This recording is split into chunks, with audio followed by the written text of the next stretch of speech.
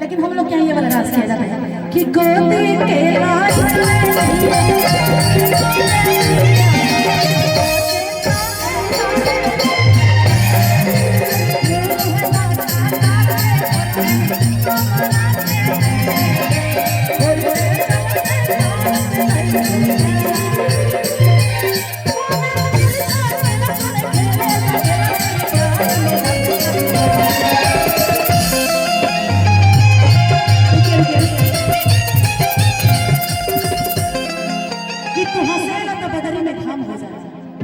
कि तू हंसेला तो बदली में काम हो जाला, सब लड़किन के काम तमाम हो जाला।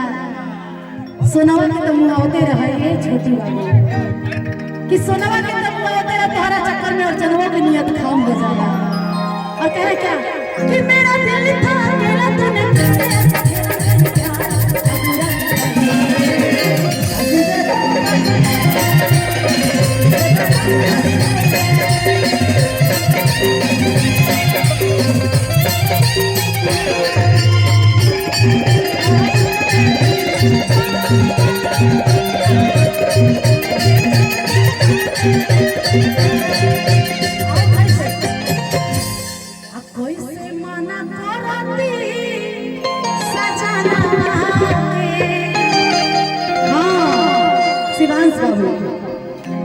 आप तो भाग कैसे गए? देवर बनाए थे इनको 5 मिनट पहले कि कोई से ना छुआए तेरे आपा गाना कोई से मना करती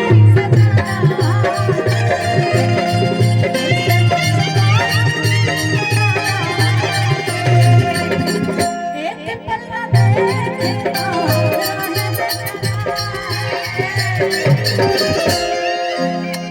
कैसे माना करती सजाना